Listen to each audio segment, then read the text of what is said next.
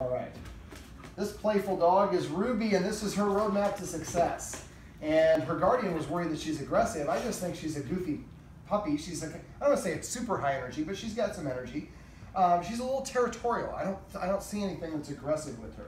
So basically, I wanted to talk about some of the high-level stuff that we talked about during the session. So I think that she has gotten the impression she needs to be a security dog because she doesn't have any rules, and she's able to tell the humans when it's time to pet her by nudging them. So the humans, as far as she's concerned, are underneath her in terms of authority, and she's responsible for them.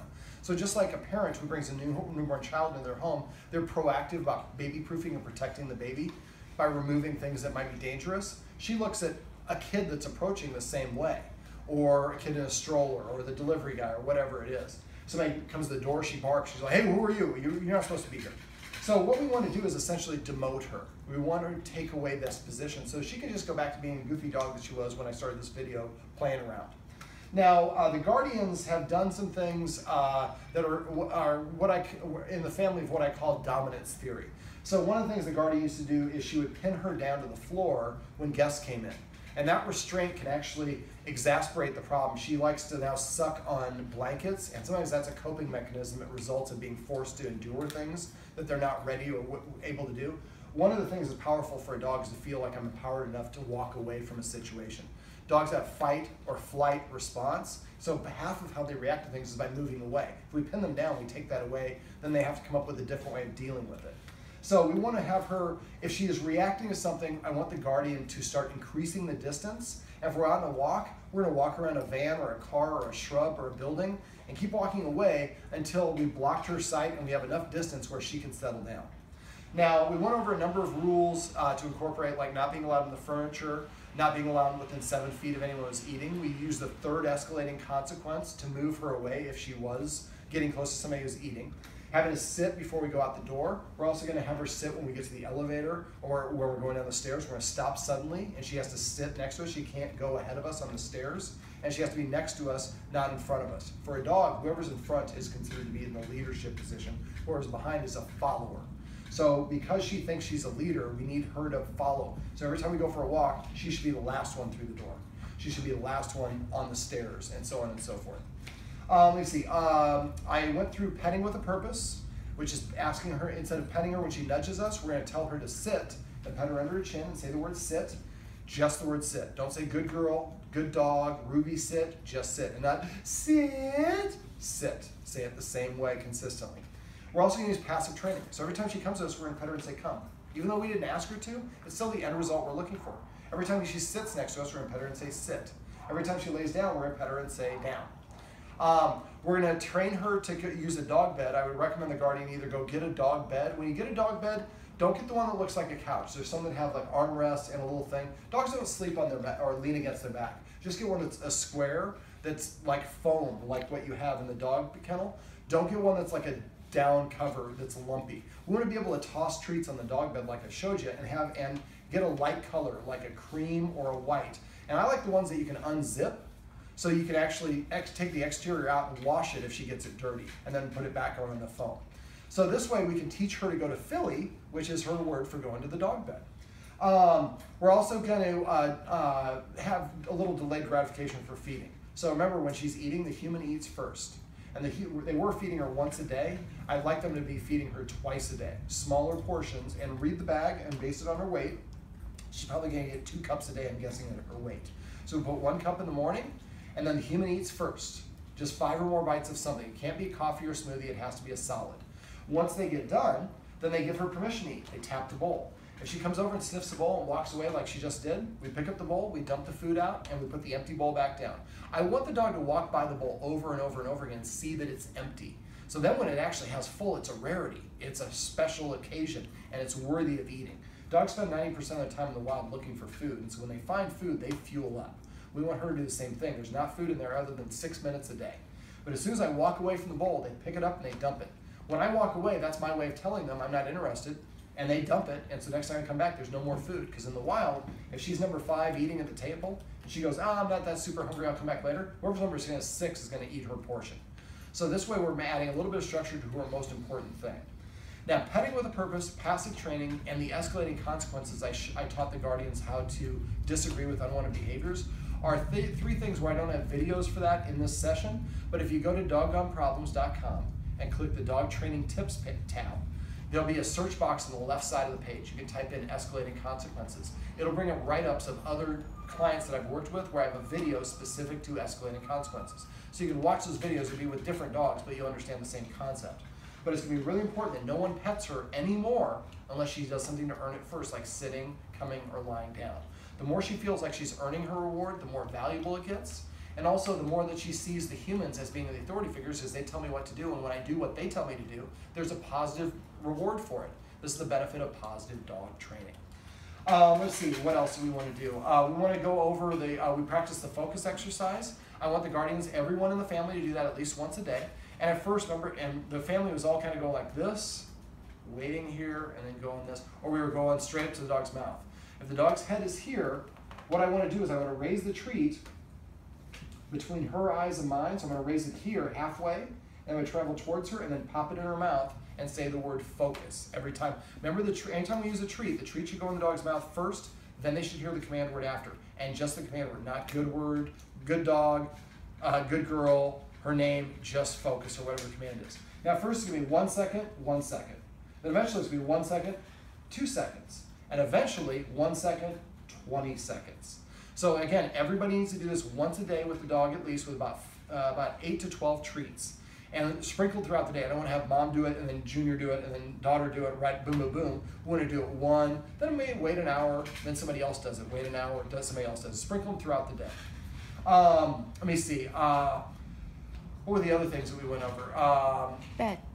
The dog bed I went over, so we're just going to toss the treat. When she goes over and touches it with her lips, we're going to say the word, which in this case is Philly.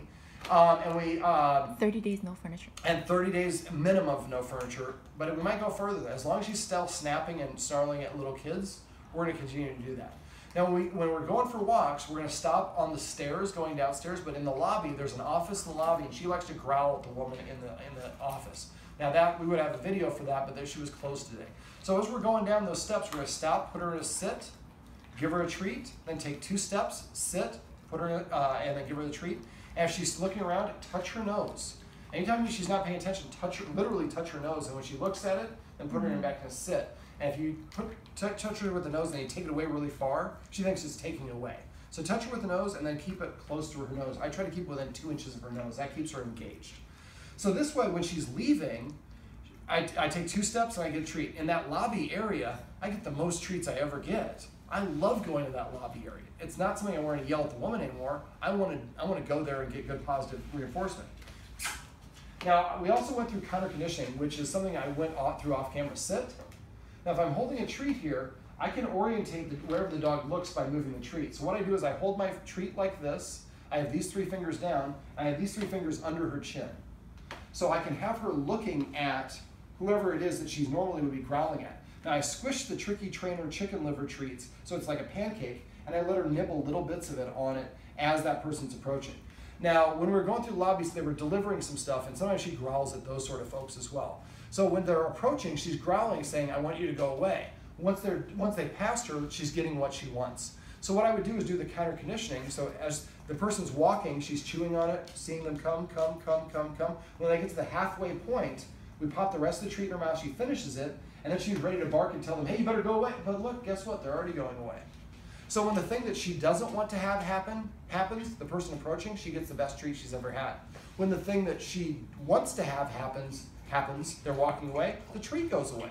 So it's the opposite of what she wants. After a while, she'll start saying, I don't want the delivery guys to go away. Can we get a line of delivery guys so I keep on getting these treats? Again, the power of positive reinforcement. So let me see. We went through the focus exercise. I can't remember what the other video was that we did, but I know that we did one with the door. The door is going to be the method that I'd like the guardians to practice every time somebody is coming in the house. And I'd like to structure that so we have somebody coming in at least once a day.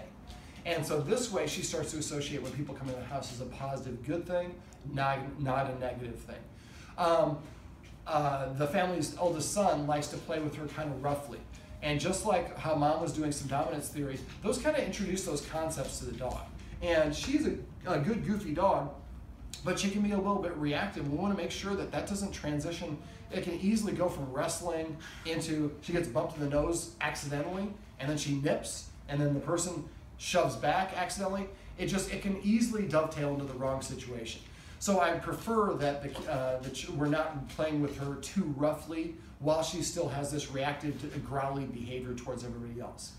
Another thing is, because the kids are old enough and they both seem to be pretty gifted when it comes to dogs, I'd like them to alternate. Each week, I'd like one of the kids to pick up, go to YouTube, and just search for easy dog tricks, fun dog tricks, funny dog tricks. Come up with some dog tricks, and each week, one of the kids is gonna find a trick. They're gonna go show mom. Mom, is it okay if I teach her this? Yep. Then they're gonna follow the instructions in that video, teach her how to do that trick. Then the rest of that week, everybody in the house is gonna practice that trick with her. Balancing the treat on her nose, shaking. I wouldn't, maybe not shake, but play dead, roll over, anything like that. And again, try to come up with fun command words. Dogs can read your human facial expressions. So if you say chill and your dog flops down, most people laugh and smile. That brings some levity to the situation, which is helpful when you have a dog that's reactive. Now, because dad is away and the family misses dad, we've talked about maybe having some of the command words be words that are relative to dad. The kids decided to make the dog bed Philly as the name because they love their dad and they love their dog, and so they're kind of trying to combine two of their loves. So now when we say Philly, the dog goes over to the dog bed, and now we have a way of directing the dog. The dog's being a nuisance when we're eating, we say Philly, and now the dog knows what we want them to do. The more of those tricks that we teach the dog, also the more confident the dog gets. Just like us, when we master a new skill, we have a sense of pride that kicks in. Dogs have a sense of pride as well. Oh, that was the other thing. She doesn't drop great. So what we're going to do is when she has a low value item, there were a bunch of them here before, but when she has something she's allowed to have, a ball or the horseshoe or whatever, we're just going to pull out a treat, go hold it against her nose and just wait. Don't tell her to do anything. As soon as she drops it, we're going to pop it in her mouth, and I would say the word drop, or what's the word? Pet, which I'm learning a little Japanese. Pet means dropped. So basically, they're going to say that word, and after a while, when you do it with low value items, and don't try to take things away from her. Make her drop them. Don't pull them away. That's part of the game. She likes doing that. You might want to get a rope and have a tug of war as a game, so you're only doing it with that rope. But we don't want to have her playing tug of war. Right now she's doing it with the son's jeans when he's eating. That's inappropriate. So then we would hiss before she gets to the jeans. If she does, then maybe mom would stand up straight and face her. And then use that third consequence and march directly at her, making it between her and the son, and move her away, march towards her until she moves away. So we're just going to set some boundaries and limits, which is appropriate for anybody. We all have rules that we need to live by. The more that the guardians enforce rules with her, the more she's going to identify them as a leader, the more she's going to feel less responsible for them and comfortable in their leadership. And instead of trying to ward off other people, I can just relax and go for a walk and look for fun things to chew on. All right, Ruby. Ruby. Ruby. Oh, the come exercise. That's what we want to practice. So I went through instructions on the come drop. But that's something we want to practice as well. And at first practice it just in the living room, and then eventually make it bigger and bigger, and we have to go to the next room and the next room. So that way she has to go further and further away to find the people. And that combined with the passive training and petting her and saying come every time she comes, after a while you'll say come and she's going to come a running. Ruby, come here. Come. Sit. Sit. Sit. Sit. So if you want to play fetch with her, make her sit in between each throw. This is a good example. She just wants to take.